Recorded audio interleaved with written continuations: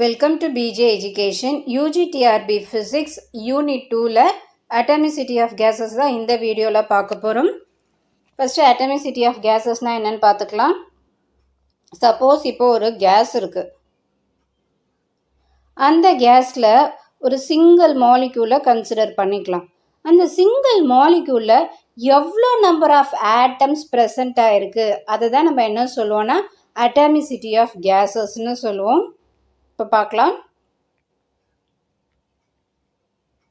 Atomicity of gases நம்ம 1 gram மோலை வந்து consider பண்ணிக்க போகிறோம். ஒரு பர்ஃபெக்ட் கேஸில் 1 கிராம் மோலை கன்சிடர் பண்ணிக்க போகிறோம். எப்போ அட் அப்சல்யூட் டெம்பரேச்சர் டீயில் வந்து கன்சிடர் பண்ணிக்க போகிறோம்.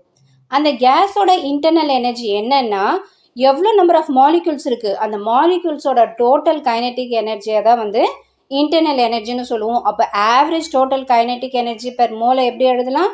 U is equal to n dot 1/2 kTன்னு எழுதலாம். இந்த கேபிட்டல் Nனும் இந்த KT இருக்கு இல்லையா, ஸோ NKTயை நம்ம எப்படி எழுதலாம்? RTன்னு எழுதலாம். இந்த Rன்றது universal gas constant. So R is equal to capital N into K. அதனால் நம்ம இங்கே என்ன பண்ணிக்கிறோம்? N/2 into RTன்னு எழுதிக்கிறோம். Molar specific heat of a gas at constant வால்யூமை நம்ம எப்படி டிஃபைன் பண்ணலான்னா, இப்போது 1 கிராம் மோலை கன்சிடர் பண்ணிக்கிறோம். அந்த 1 கிராம் மோல் வந்து ஒரு பர்டிகுலர் டெம்பரேச்சரை இன்க்ரீஸ் பண்ணுறோம். ஒரு பர்டிகுலர் டெம்பரேச்சர் எவ்வளோ? ஒரு டிகிரி செல்சியஸ்னு எடுத்துக்கலாம். 1 டிகிரி செல்சியஸ் டெம்பரேச்சரை 1 மோல்க்கு வந்து நம்ம இன்க்ரீஸ் பண்ணுறோம். அப்படி இன்க்ரீஸ் பண்ணும்போது அதோட இன்டர்னல் எனர்ஜி என்ன ஆகுதுன்னா இன்க்ரீஸ் ஆகுது. ஸோ இதுதான் என்ன சொல்கிறாங்க? Molar specific heat of a கேஸ்ன்னு சொல்கிறாங்க.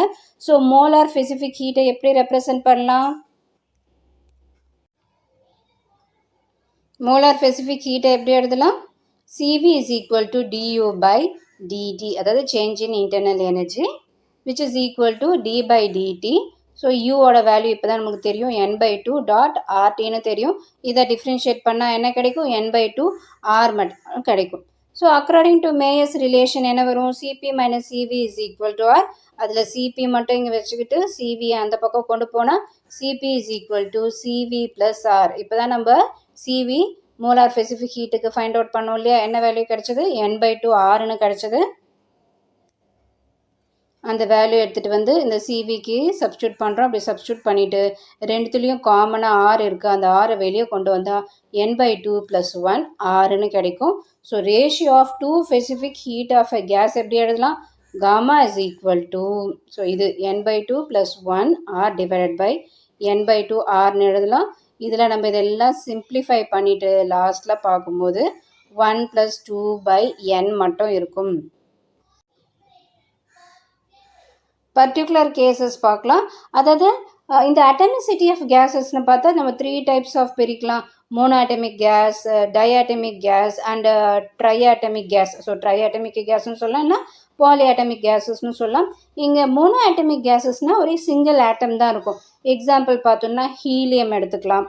அடுத்தது டைஆட்டமிக் கேஸ்ன்னா ஆக்சிஜன். அடுத்தது ட்ரைஆட்டமிக் கேஸ்ன்னு சொல்லும் போது ஓசோன், O3 இல்லையா? அதனால் சரி, இப்போ நம்ம பார்க்கலாம். ஃபஸ்ட்டு மோனோ ஆட்டமிக் கேஸில் ஒரு மாலிக்யூல்லையும் ஒரு translatory motion, 3 degrees of freedom இருக்கும். அப்போ நம்ம அந்த ஸ்பெசிஃபிக் ஹீட் எப்படி எழுதலாம்? CV is equal to n/2 Rன்னு எழுதலாம். வேறு இந்த n இருக்கு இல்லையா, என்னோட வேல்யூ பார்த்தோம்னா 3 வரும். ஸோ அதனால் 3/2 Rன்னு எழுதிக்கிறோம். இது வந்து CVக்கு அட் கான்ஸ்டன்ட் வால்யூம் இல்லையா? அடுத்தது அட் கான்ஸ்டன்ட் ப்ரெஷரில் பார்க்கும்போது CP is equal to n/2 + 1 Rன்னு எழுதுகிறோம். இங்கே வந்து இந்த n/2 இருக்கு இல்லையா, என்னோட வேல்யூ என்ன வரும்? 3 வரும். அப்போ 3/2 + 1 இது ரெண்டுத்தையும் ஆட் பண்ணால் 5/2 R கிடைக்கிது. ஓகே, அப்போ அதோட ரேஷியோ எப்படி எழுதுகிறோம்? Gamma is equal to 1 + 2/n எழுதுகிறோம். நம்மளுக்கு தெரியும் என்னோட வேல்யூ என்னன்னு சொன்னோம்? 3ன்னு சொன்னோம். அதனால் 1 + 2/3 which is equal to 5/3. இதை டிவைட் பண்ணால் டெசிமலில் 1.67 கிடைக்குது. Next டைஆட்டமிக் case. டைஆட்டமிக் கேஸ்ன்னு பார்த்தோன்னா 2 ஆட்டம்ஸ் இருக்கணும்னு சொன்னோம். அந்த 2 ஆட்டம்ஸில் அதாவது ஒரு மாலிக்யூல்லையும் 3 degrees of freedom அடுத்தது அதாவது 3 degrees of freedom of translation அப்புறம் 2 degrees of freedom of rotation. அப்போது டிரான்ஸ்லேஷனுக்கு 3யும் ரொட்டேஷனுக்கு 2வும் இருக்குது. So total number of degrees of freedom எவ்வளோ வரும்? 5 வரும். அதனால இங்கே என்ன இஸ் ஈக்குவல் டு 5 இருக்குது. ஓகே, அப்போது CV is equal to n by 2r. என்னோட வேல்யூ 5 சப்ஸ்டியூட் பண்ணுறோம். அப்போ 5 by 2r கிடைக்குது. CP is equal to n by 2 plus 1. இங்கே என்னோட வேல்யூ 5 சப்ஸ்டியூட் பண்ணால் அது ரெண்டுத்தையும் ஆட் பண்ணால் n by 2r கிடைக்குது. Next ratio gamma is equal to 1 plus 2 by n which is equal to என்னோட வேல்யூ 5 சப்ஸ்டியூட் பண்ணுறோம். ஸோ 7 by 5 கிடைக்குது. இதை டிவைட் பண்ணால் 1.40 கிடைக்குது. நெக்ஸ்ட் ட்ரைஆட்டமிக் கேஸ் பார்க்கலாம். ட்ரைஆட்டமிக் கேஸில் 3 ஆட்டம்ஸ் இருக்குன்னு சொன்னோம். ஸோ இதுக்கு வந்து 6 degrees ஆஃப் ஃப்ரீடம் இருக்கும். அப்போ n இஸ் ஈக்குவல் டு என்ன வரும்? 6 வரும். So CV is equal to n by 2 into rனா என்னோட வேல்யூ 6 சப்ஸ்டியூட் பண்ணுறோம். ஸோ 6 by 2னா 3r கிடைக்குது. சிபிக்கும் அதே மாதிரி என்னோட வேல்யூ சப்ஸ்டியூட் பண்ணால் 4r கிடைக்குது. காமாக்கும் என்னோட வேல்யூ சப்ஸ்டியூட் பண்ணுறோம். ஸோ 4 by 3 கிடைக்குது. இதை டிவைட் பண்ணால் 1.33 இருக்கு. Next specific heat capacity of gases ratios of Cp and Cv. இதுதான் நம்ம என்னன்னு பார்த்தோம்? Gamma is equal to CP by சிவின்னு பார்த்தோம். ஸோ ஃபார் மோனோ ஆட்டமிக் கேஸுக்கு எப்படி எழுதலாம்? சிபி பை சிவின்னு எழுதுகிறோம். அதாவது at constant pressure by at constant வால்யூம்னு எழுதுகிறோம்.